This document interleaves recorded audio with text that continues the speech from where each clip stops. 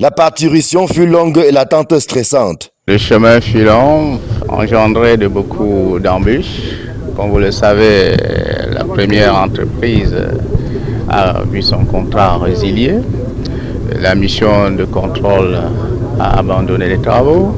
Il a donc fallu du temps pour livrer les 114 km de route qui séparent Saint-Mélima de Mengon. L'époque de cette route entrecoupée de grands bourbiers et de collines glissantes en saison de pluie est oubliée. Les périodes des épaisses couches de poussière en saison sèche sont un lointain souvenir. Cette route propice aux échanges économiques était le maillon manquant entre Ebolova, le chef-lieu de la région du Sud, et la route transnationale allant de Saint-Mélima à Ouesso, dans le nord du Congo. Aujourd'hui, la route passe et le reste suit. Vous imaginez, à une certaine époque, on payait pratiquement 2000 francs ou 3000 francs sur la moto et dans des conditions parfois très difficiles, avec tout ce que ça comporte comme risque.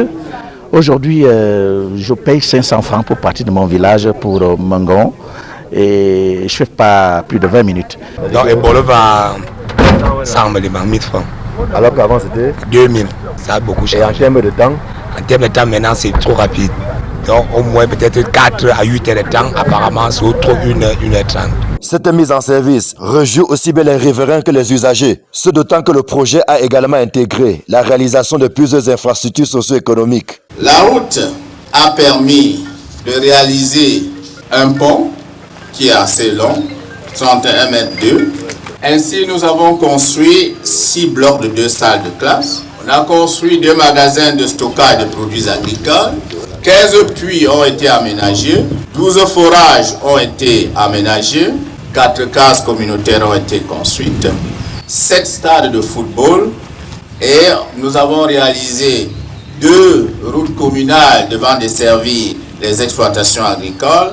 Quelques bruits de mécontentement sont parvenus aux oreilles du ministre des Travaux publics. Il y a quelques points, les dédommagements, les indemnisations de quelques-uns. Mais il est bien vrai, les requêtes sont parties. Je sais que le préfet est fort pour ça.